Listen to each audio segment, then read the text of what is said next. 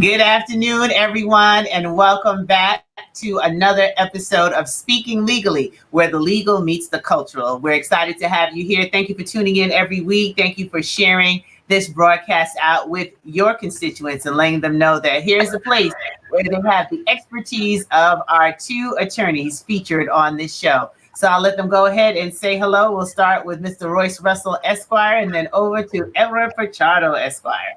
Well, welcome back, everybody. Hopefully, we can be as informative as we were last week and can continue to provide you with information that you only receive from the two brothers that are here before you and a great doctor as we mix the culture and the legal. And we have some interesting information and interest and topic to discuss today, having to deal with the VP. So, welcome to the show. Thank you. Good afternoon, audience. Good afternoon, everyone. Welcome back. Echoing my colleague Royce's comments earlier, I also do hope that all of you find the information that you get from this program informative and helpful. Welcome. Buenos noches, dias. Which one is it, Ed? Buenos dias. Buenas tardes. Well, yes. So, as per usual, the weeks are flying by. It is the month of September. So, this is our first show in the month of September. We are winding the summer down, Labor Day weekend coming up, all sorts of things going on. So, we just want to continue to wish everybody safe practices as we move into schools, opening, not opening, hybrid, not hybrid. Just be safe out there because this COVID-19 has not left us. So wear your mask, practice as much social distancing as possible, and just use your own common sense when it comes to some of these decisions that are happening in the world. But as we start off this show, I want to definitely just pause for a moment because we lost yet another individual who is near and dear to our community. Let me see if I snuck in who we're talking about next. But I was shocked to hear this. You know, this has been a rough week for me. 2 funerals, and then at the end of the second one, hearing about Chadwick, we just want to say rest in peace to our dear departed brother, our Black Panther, our superhero. I think this one really hit our children in a different way, just like earlier this year with the shock of losing the 9 lives, which included Kobe, to see someone so young pass away. But he worked through his illness of cancer, colon cancer. He didn't want that to be in the news. He wanted to do his work and leave a mark. So I, on behalf of my co-hosts, and they can chime in if they would like, want to just celebrate the fact that we had a great example as a young Black man who took on this particular career as his give back to the world. It was beautiful to see a past tribute that he made to Denzel Washington, where he said there would be no Chadwick without Denzel, and to know that passing the torch on to the next generation continues to happen, and we can be inspired as a community when someone so bright as Chadwick graces us here on this planet, and that the young people who are mourning his loss, as well as all of us, can be inspired by the kind of individual he was and the caliber of man that his spirit will continue to be. Yeah, and I'm sorry, Royce, you want to go? No, go ahead, Ed. I'll defer to you. Well, if I may, I was also quite shocked to hear of his death because, he died at 43 and, just a huge loss. In fact, I believe that Denzel Washington actually paid his way secretly through acting school. So I think that's part of the reason why he was so grateful for his support. And, they think of him as the Black Panther character, but I believe he also did a film where he portrayed Thurgood Marshall.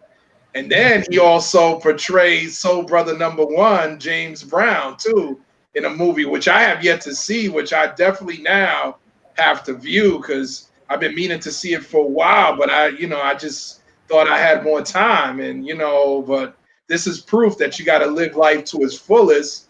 Actually, our world has suffered. You mentioned athletics. We've all, and Kobe, we also suffered 2 other deaths in the past week. We had Cliff Robinson, who used to play for the Portland Trail Blazers, and I think he went to 2 NBA finals.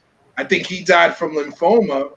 And then you had the great, incredible John Thompson, coach of the Georgetown Hoyas, who was actually the first Black coach to lead an NCAA Division I team to the title with that famous Patrick Ewing, Michael Jackson, I think Wingate team. And he also went ahead and transformed college sports, and in particular the Big East. And, being that basketball is, Mr. Royce's lane, I'll let him take over from there. What's interesting about the death of John Thompson, it brings up a greater discussion, and you can combine the discussion between him and Chadwick Boseman and Denzel Washington. Dr. Greg, you talk about laying a succession plan and having someone, to look after, and who's going to be the next Sidney Poitier, who's going to be the next Denzel, who's going to be the next Chad Boseman. Where we find such a void and vacancy is actually in athletics. If you look at basketball in particular, and even football, you always hear about the coaching tree, the Bill Parcells coaching tree, the Bill Belichick coaching tree, the Larry Brown coaching tree, those that the Coach K coaching tree. Those are coaches that coach under either Larry Brown or Coach K or Bill Parcells or Bill Belichick, and they have all these other assistants that coach under them that then become actual coaches. And you hear comments about, they come from the coach tree of Don Nelson. But when it comes to African Americans, you never hear about a coaching tree because we're stifled and we're cut off. And we could barely get into the game so we can have a coaching tree. There is a John Thompson coaching tree. You're not going to hear about other people that coach under him who now have the opportunity to become NBA head time full coaches because we are stopped and stifled. So here's a man that won an NBA championship, teaming up with Bill Russell and his challenges during the time in 65 and 66. He won two of them, went on to win the NCAA championship with the stars of Downtown Freddie Brown, Sleepy Floyd, and Patrick Ewing, and some others who are known throughout the NBA. A guy who has been around the league forever, teammates of Bill Russell, and there's no coaching tree. Bill Russell coached as a player and as a coach, no coaching tree. Lenny Wilkins, no coaching tree. Alvin Adams, way before Stephon Murray and Klay Thompson came with the Golden State Warriors, no coaching tree. So as we celebrate and mourn their deaths, the cultural and the legal side is where our piece of power. Where do we start to develop the coaching tree? We start getting the light where after John Thompson, there's a Jason Kidd. After Jason Kidd, there is a Derek Fisher. After Derek Fisher, there's a Mark Jackson. Not just these random one opportunities and out of many that are brought out there for us to do what we need to do. And, I mourn Chaz Boseman's death. I think his work ethic was a sign of two. One, he had the work ethic that he had.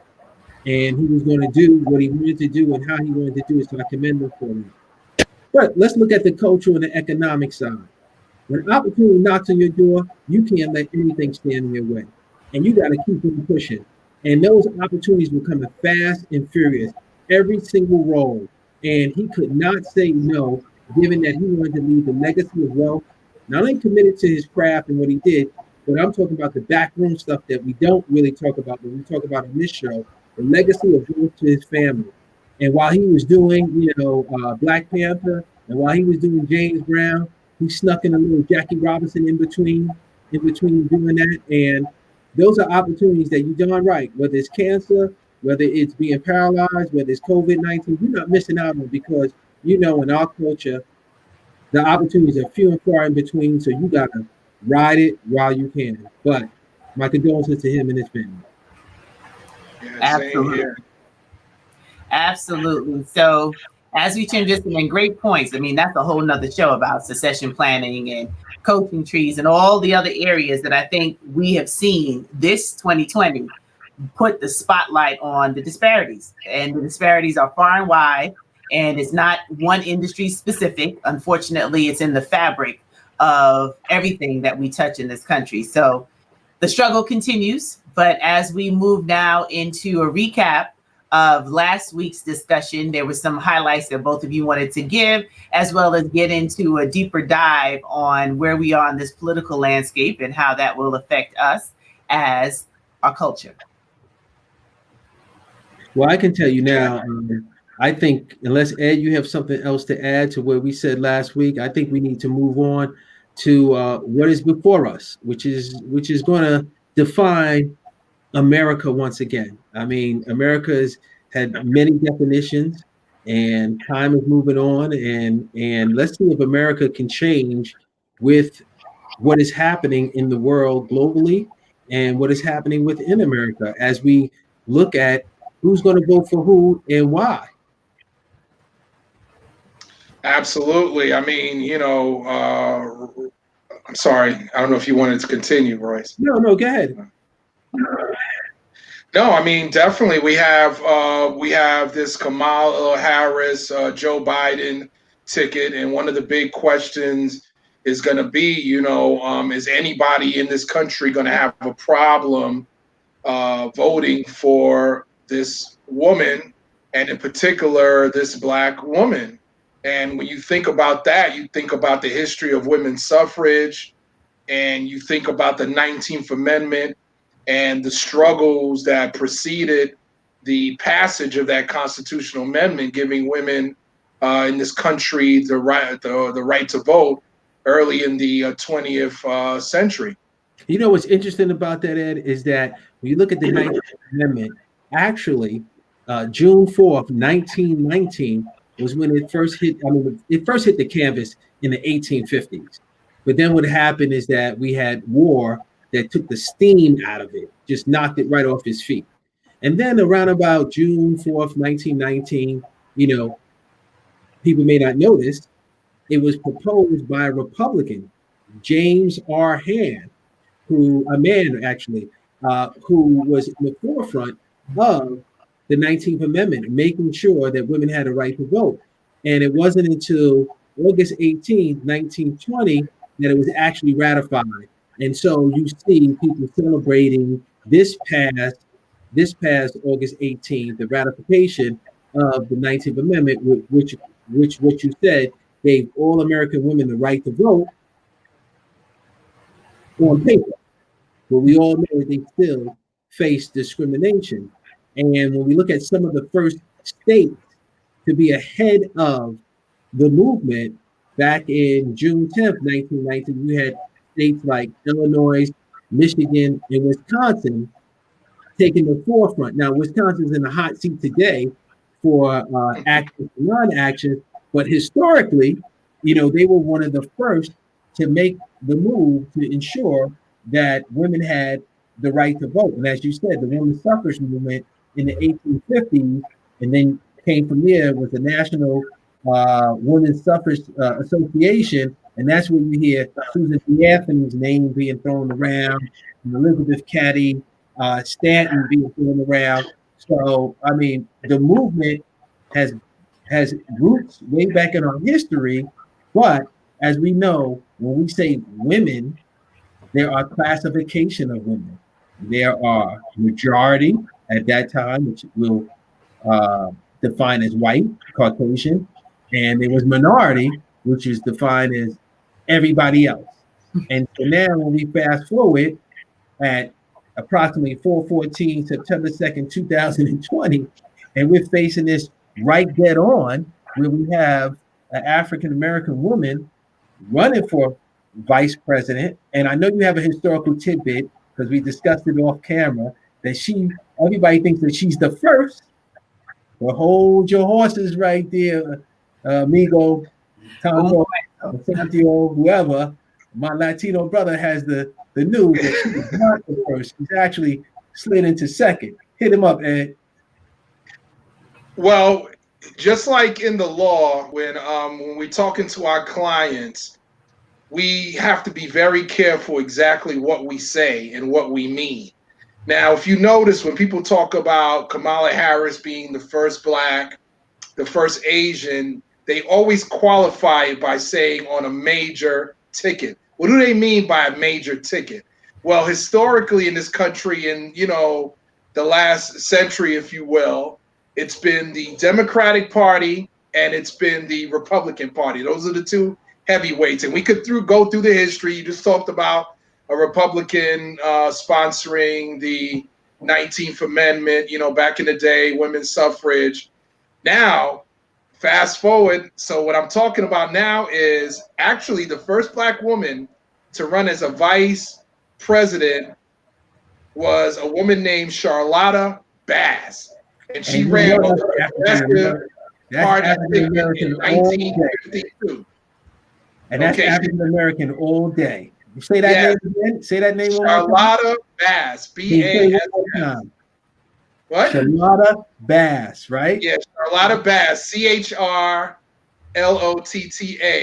Now, she was born, I believe, in South Carolina, but ended up in California. And she was also the publisher of a Black weekly newspaper called the California Eagle.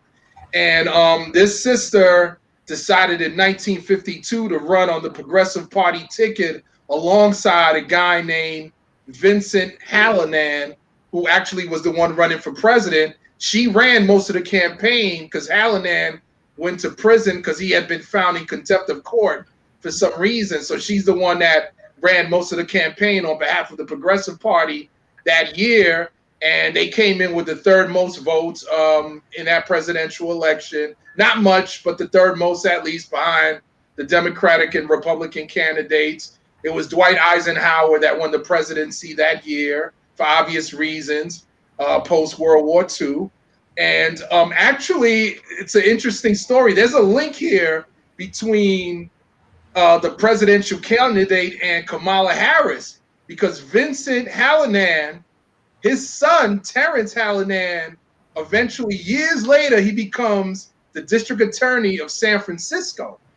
And he serves as DA for 2 terms. And then he gets taken out by this young female Oakland lawyer named Kamala Harris. Wow. I love He's had interesting connections, and and I love history. So when I read this stuff, I was kind of just bubbling inside, like, wow, this is amazing. But when it comes to the whole issue of Kamala Harris in this ticket, remember, a lot of white women voted for Donald Trump.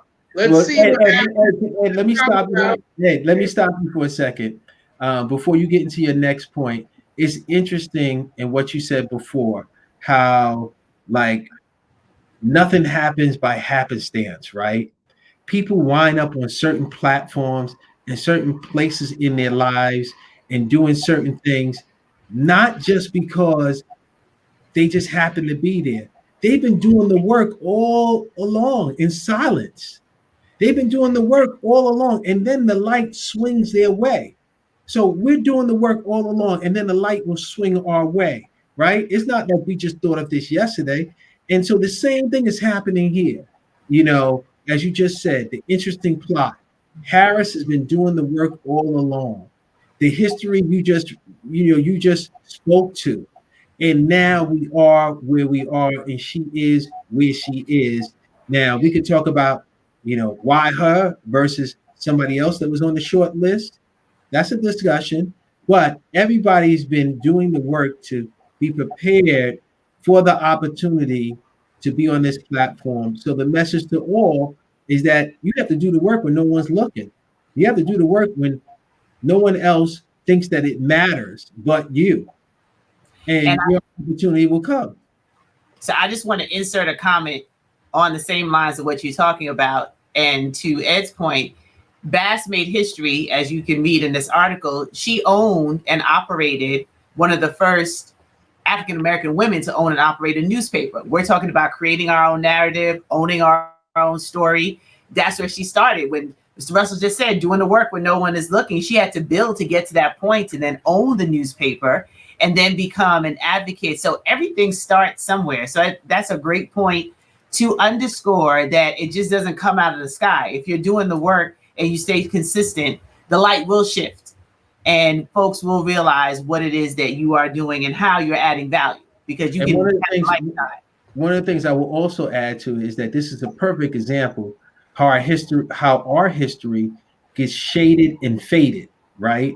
But for your critical thinking, Ed, and saying and repeating what the major media outlets are putting out there because they're being true to their craft to a certain degree. Harris is the first Black woman of a major ticket, right?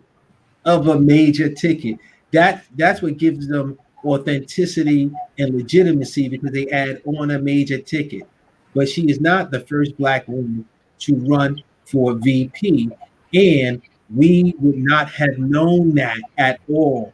That's Nobody really knows that. I mean, you could go in a room and ask people to raise their hand. Very few people know that and know the bad story and know how, she was in the forefront and not ahead of her time, but, you know, Harris is not the first one.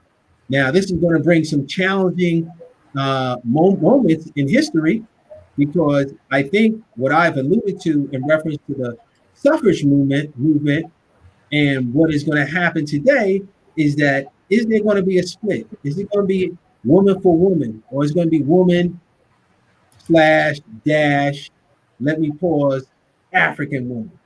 Which way is this election going to go?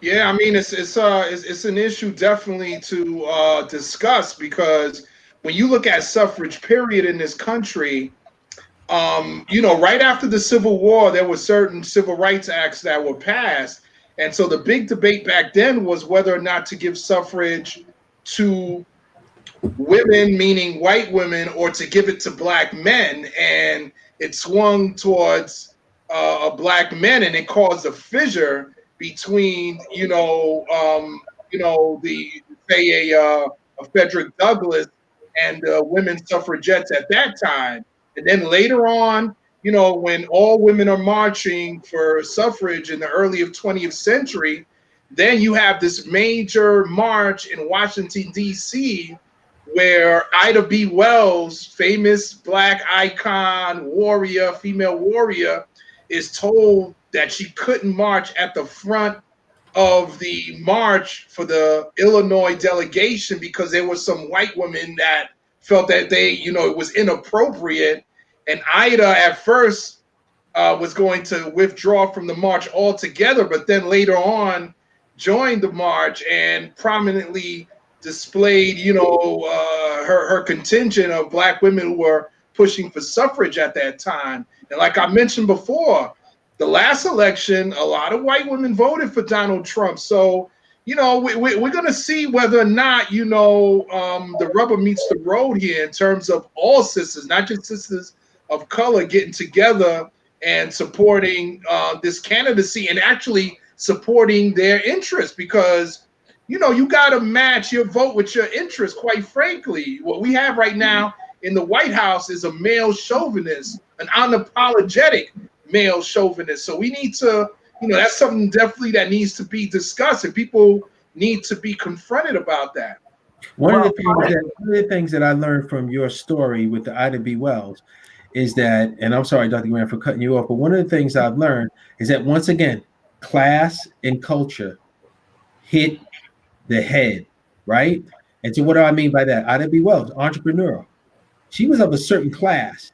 You couldn't tell Ida B. Wells anything. She made it, per se. Economically, she made it socially. Not that she assimilated, but just in that time and space, she was not considered the average Negro. And if you can think back, because of the status, she was not considered the average Negro. But being confronted day of, or weeks of, or hours of, when she says she want to march in the front, you can imagine what shockwaves that sent through her body culturally, and understanding that, you know what, here we go again with this Negro stuff. Here we go again with my skin color being devalued.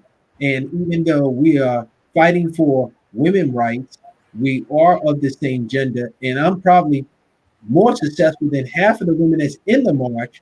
You're telling me I got to sit in the back of the bus. Don't be seen. You can be heard, but don't be seen. And that, has ramifications that I can't even speak to. And I think something like this secretly kept, there are going to be a lot of people, white women in particular, that are going to be struggling with the dynamics of who their spouse is voting for, who they want to vote for, why they want to vote for a certain person or not, and coming into conflict and in contact with their own gender and racial issues.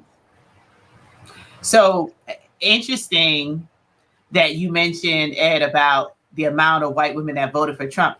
It was actually, and I would challenge the fact that some of them didn't vote at all because they didn't want to vote for Hillary. Black women came out in our numbers. We secured the vote. We did what we were supposed to do. And the numbers tell that story. And that's why everybody's courting the Black woman's vote. But white women chose, for whatever reason, that they had such an issue with Hillary, they opted out of voting. So the few who did vote for Trump, it was more damaging to people that stayed home. So to our point in our discussion, what's going to happen this year? Because so much is happening. People are becoming desensitized to just how important this election is, between the post office scandal, between all of the continued voter suppression that's happening in our communities. Is a lot at stake. And Ida B. Wells spoke out then, and now we have others who are speaking out and really helping us to have these hard conversations, because our folks culturally are like, why vote? Why we vote? What's going to change?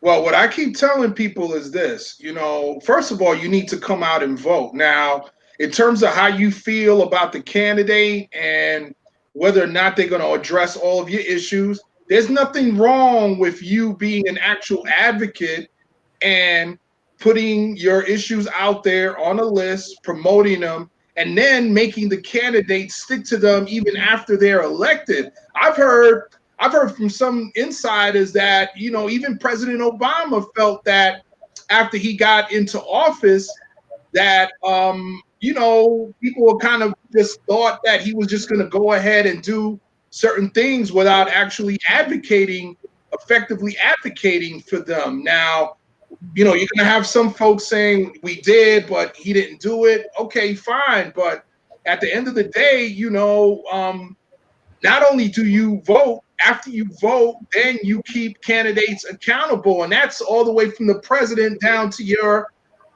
district leader. The one thing you don't do is not vote, because not voting is actually a vote for the candidate that is against your interests. And that's what you're talking about here, because at the end of the day, listen, if we don't vote and the incumbent in the White House gets back into office, trust me, you are going to feel it.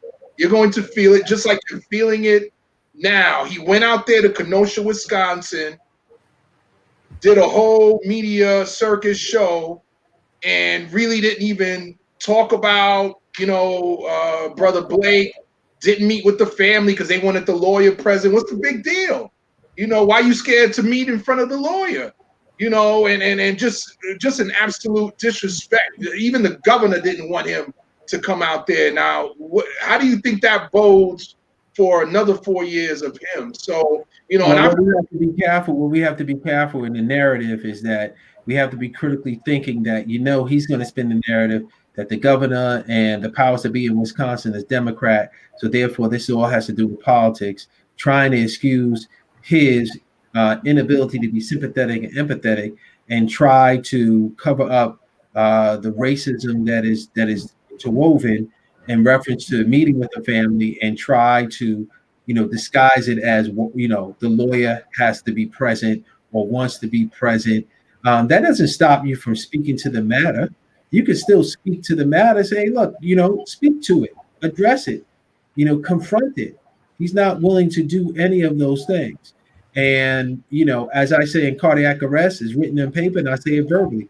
For every action, there's a reaction. And believe me, no action is an action.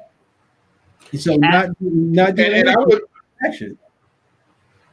And I would mention Roland Martin on his show, Unfiltered, which is a YouTube internet show that he puts on, I believe, daily in the evening. He's talking about the significant amount of Republicans that have been putting out ads against Donald Trump. So this idea of, oh, it's only the Democrats, no, wrong. There are a number of Republicans who also see him as a danger to the country and what they call true conservative principles. Because I truly feel, as one of my friends calls him, he's the grifter in chief.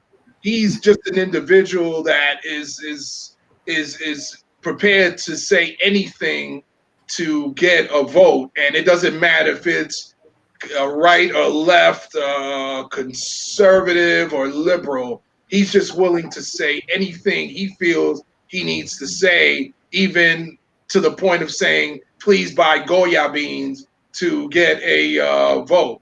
You know, I mean, there's no ethics there at all, period. Well, yeah, Dr. Grant. I was just going to say his own family member put it all in the book, right? They tried to hush her. I'm glad she's still safe, but you know, she put out what we all knew. She confirmed what we're seeing in the disconnect, because clearly there's a disconnect in the synapses that connect in that man's brain. But back to what you said earlier about the fact that when you think about the local elections and you talk about whether you loved Obama or not, how could he be as effective as he could if the right people weren't elected to be in Congress? If the right people weren't there as part of House of Representatives? Like, hello, it takes more than just one person to make things move and change. He was able to get a lot done. We're grateful for what he did get done.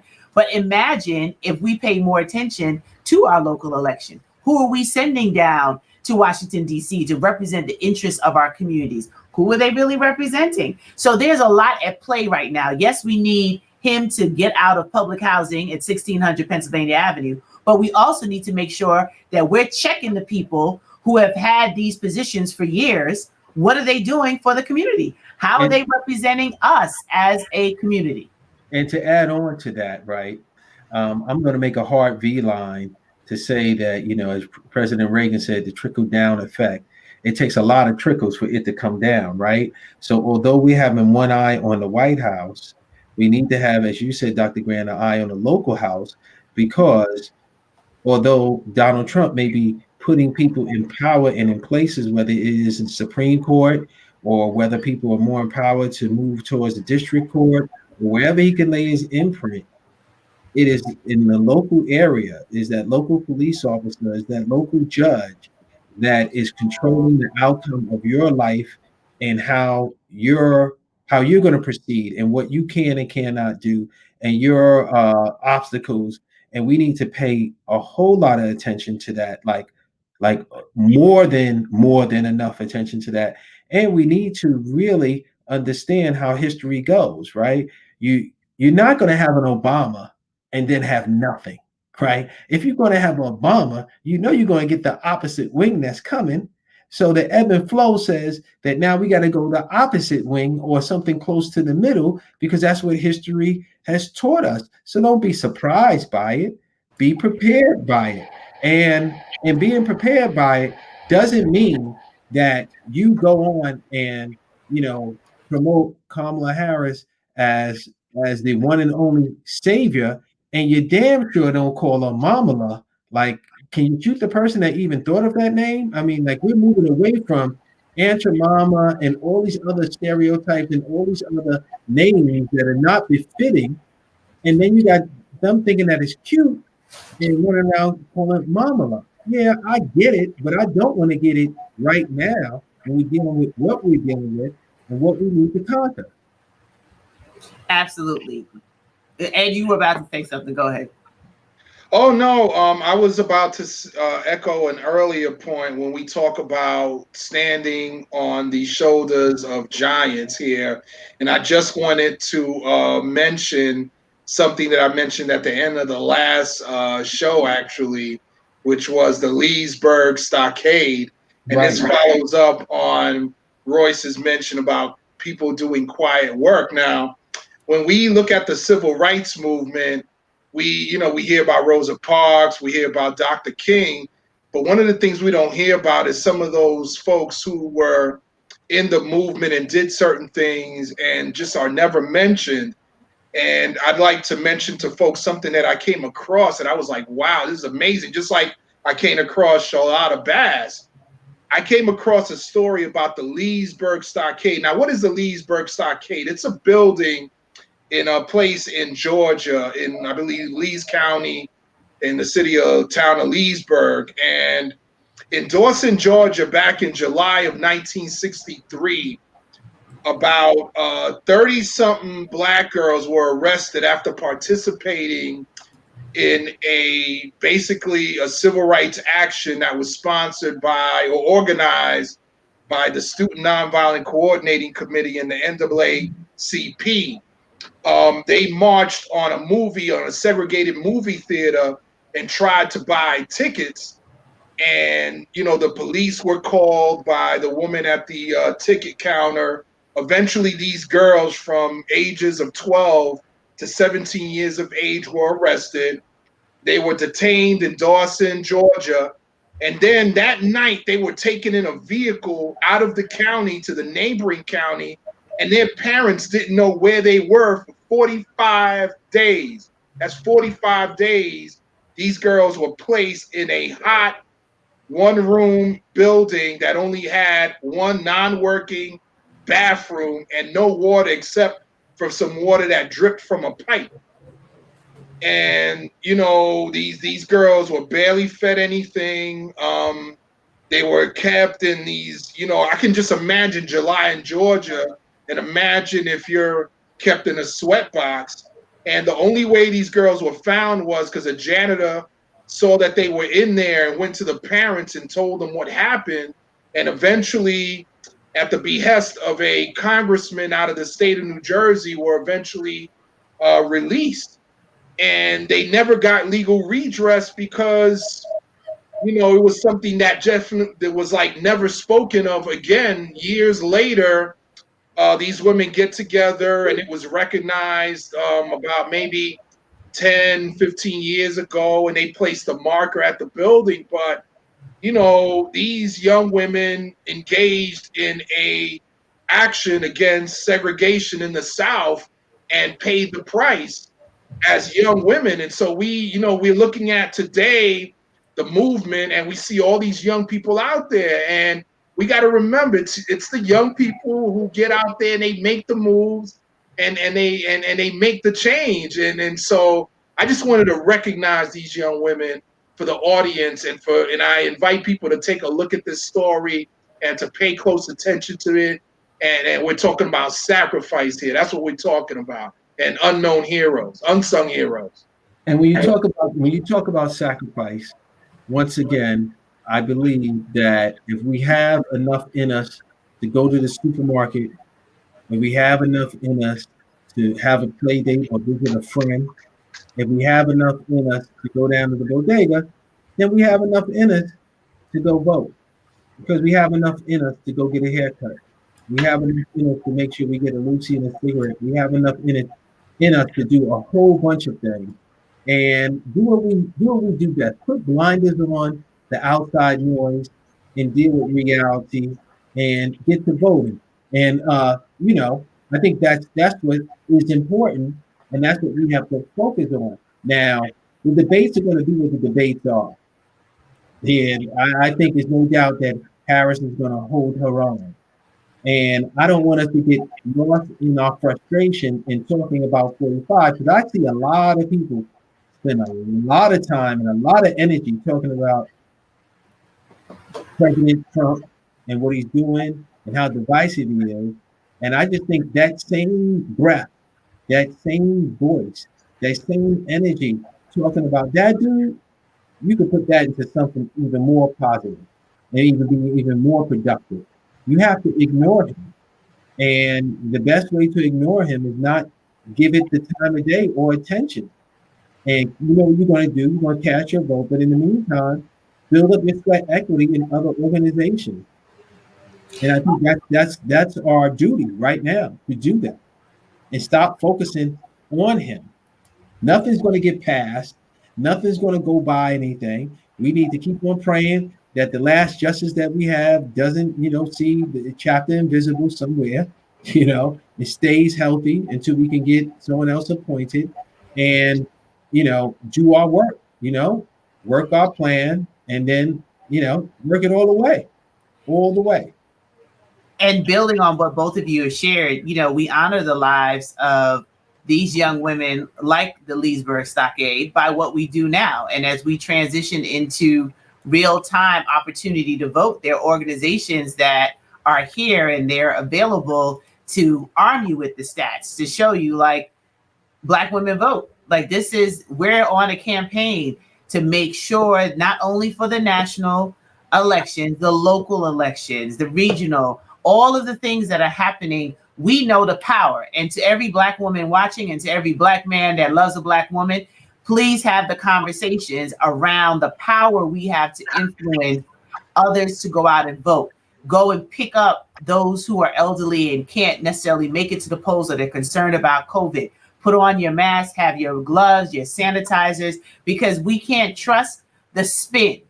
And we can see them setting up for the spin of voting and mailing in ballots. So what we're saying to people is if you can go pick someone up, take them to the polls safely, take them back home. Let's just make that sacrifice to make sure that all the lives of those who came before us, who did more with less, are honored by the way that we exercise our power to vote.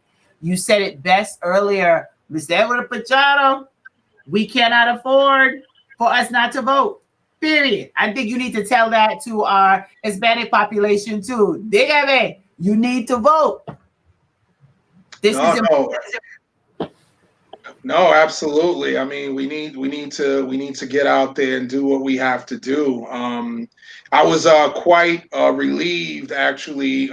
Friday night, I was walking out on Lenox Avenue, and it was Friday evening about maybe 7:00. And everyone was out there eating and stuff, and then Sylvia's social, the other places across the street.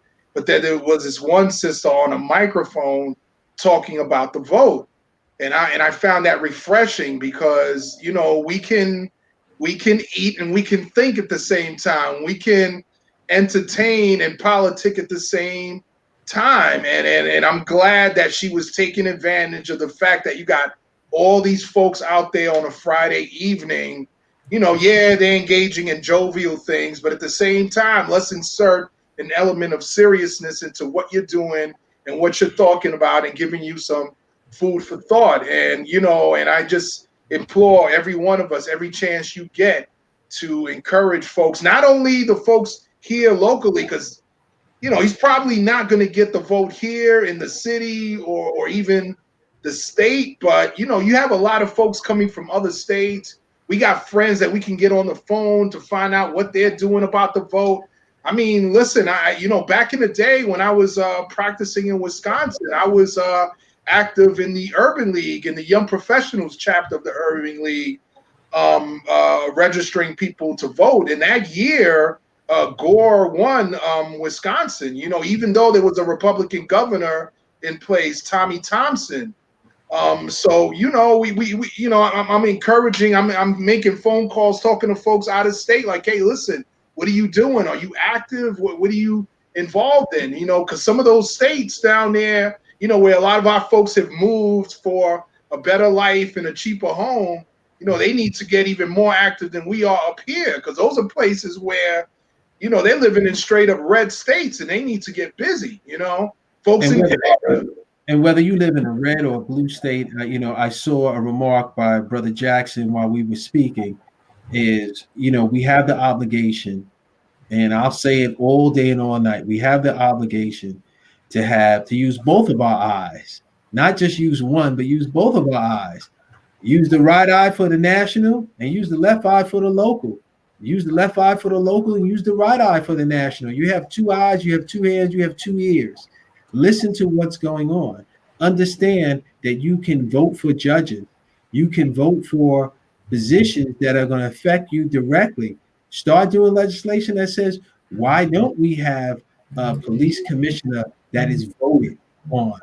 Why don't we have district leaders that that we want to make sure that they are doing what we want them to do. Just don't look at the names on a piece of paper, because their last name might be Rodriguez and the other name might be Santiago, that they're for you, because that doesn't mean that. Their name might be Johnson and Smith. That doesn't mean that.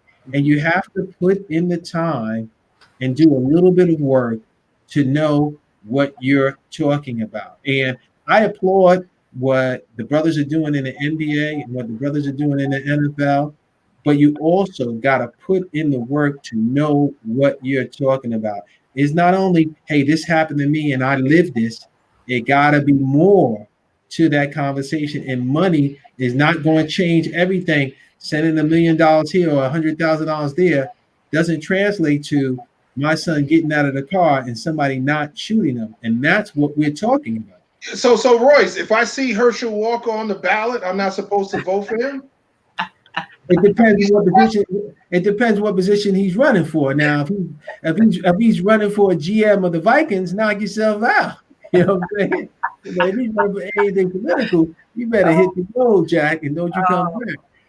So I see you have your dashiki on. Will you share with the crowd? Let me see what you got there, brother.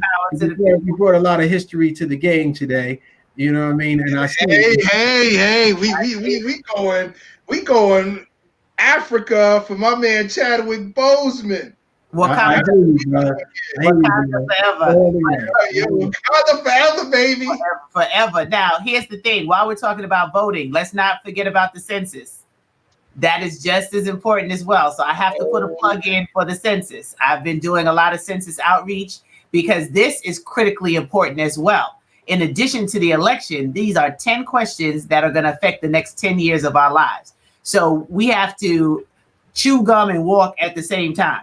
Vote, make sure you complete the census, stay connected to shows like this where we talk about the cultural and the legal, but this affects things like bus stops in your community, roads, schools. Like the census is critically important. And I want both of you dealing with immigration the way you do. There are a lot of people who are concerned about the census, and we keep trying to get the word out that I can't come after you for filling out the census. I want both of you from a legal aspect to just throw this bit in before we start winding down today's show.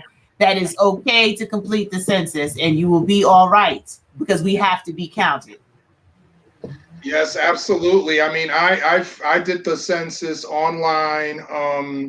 It was followed up by a phone call to my home. I think you're mentioning how earlier in the year, the Trump administration was trying to get a citizen question onto the census, and that was, I believe, rejected. So it doesn't ask that. So everyone, no matter your status, should be filling out the census, or at the very least, my understanding is that 3 different ways. You can do it on the paper that you get in the mail. You can do it online, and you can also do it on the phone. There's just several ways. And I heard that in the Latino immigrant communities, the response has increased when either individuals, because they've been sending individuals out to the communities directly to the homes to speak to folks, and that's increased the response and also the calls to the home. So I'm hoping that you have an increased level of participation and count in those communities. I would say 2 things. One, you need to be careful who you speak to, because you just want to make sure that your information is going to the right place, right? True indeed. I don't put anything past anyone acting as if they're for the census and they really have bad intentions. And Dr. Grant, you mentioned ICE. And for those who don't know, what ICE stands for is the Immigration Customs Enforcement Agency, and that's what they do. They enforce, immigration laws and acts, and they will take you into custody and they will do things of that nature. But as you said, there is no question that speaks to whether or not you're a citizen. I think just like you guard your personal information, you should guard this information, but you should welcome it because it is the way your community receives funds, so you can be better served. And we know that communities of color are always underserved, and one of the ways that becomes such a hot topic is because it's correlated to the census and it's correlated to one's status or being in the United States or not, or at least the fear factor of being caught being in the United States illegally. But I say throw that away. Let's bring the money in and let's service our community. And let me also mention this. The census happens every 10 years. It's also used to, to decide how many local political elected representatives you're going to have. And more importantly, it's also used for what's called the redistricting, which is a method by which political maps are drawn regarding the district that people belong in based on residence. And, because of the Voting Rights Act, it has to be done a certain way to make sure that people get to equally participate in the franchise. And so a lot of times that process is manipulated to keep incumbents in office. And so, that's just a nice little, another, tidbit there that I'd like to mention in terms of the ultimate importance of, the census count. Absolutely. And Stephen, thank you for tuning in. Shawnee, John, everyone that's tuning. I love this website that Stephen recommended on how you can keep track of politics in your area and your state. So you can check this out yourself. We're making sure that we remove the excuses of not knowing where the legal meets the cultural, understanding what's happening, searching for legislation. This has a lot of information on this particular site. With the internet, everything is everywhere. Google University has access to it all. So do your research, stay abreast of what's happening on the ground. As Mr. Russell said, one eye on national, one eye on the local. Let's chew gum and walk at the same time. We can't afford not to make sure that we're all informed and participating in the process. It's the process we have. Yes, people want the process to change, but until it changes, we have to exercise our right to vote within the process that we have. And reform will always be at the top of everybody's mind until we get equal access and opportunity for all. So I'll let you all give your final thoughts as we wrap up today's show. And we want to thank everyone again for tuning in. Hey, Tiffany, thank you for participating. We appreciate you. Hey, Prince Hallie, we see you. So make sure you tell folks every Wednesday, 4 p.m. Eastern Standard Time, Speaking Legally is here, where legal meets the cultural, with both of the attorneys that do this work every single day, day in and day out. They know our culture because they're part of our culture. This is the work that they do to advocate on behalf of their clients each day. They see what happens in our community and they're here for you. So make sure you see their websites that are scrolling across: Law Office of Edward Pichardo.com, RoyceRussell.com. Get a copy of Cardiac Arrest Book at cardiacarrestbook.net so that you can have the information you need in our communities to be more than just curbside or street attorneys, but have the information that can empower you to make a difference. So thank you so much for being a part of the show. Over to you, Senor Edward Pichardo Esquire. Well, I just want to let folks know as a follow-up that if you're not sure who your representative is locally, if you're talking about the city council, all you have to do is go to the New York City Council website and put in your address, and it'll tell you exactly who your city council person is. Same thing, New York State Assembly, same thing, New York State Senate. You put in your address, and it'll tell you exactly who represents you. It gives you their address, the phone number to their office, so you could go ahead and call. It also tells you what committees they're on. There's a lot of information on the internet. But you know what? Outside of that, thank you for viewing the show today. See you later, mañana. See you next week. La próxima semana y buena tarde. Well, I want to thank everyone for viewing in today. Next week, unless there's something else that comes in of timely, newsworthy that we need to jump into, we're going to now discuss what probation is. What does that mean? Because we discussed what parole is. We're going to discuss what probation is. And for those that are viewing, on the top of my head, you will see camouflage. That means we're definitely at war within the United States, and we need to settle it. And how do we settle it? We just go and vote, baby. Just at the show. Vote. Lord. Vote. We vote all day, we vote all night. That's what we got to do to win this war. Yeah. So let's put our feet in the street and do it right. And for that, I'll say you can reach me at 718-785-8890. Take care and be well. Yeah, just had to love that, right, Ed? He just had to put on that vote shirt. But it's all good. It's all It's good, baby. It's good. It's we voting, baby. We gotta vote. You know the news. Yeah. The news gotta vote. You know what I'm saying? All right. We gotta vote. That's what we do. Time to end the show. But I'm representing for the BX today. So shout out to everybody from the Boogie Down. And we'll be back next week, same time, same place, speaking legally, where the legal meets the cultural. Bye-bye, everyone.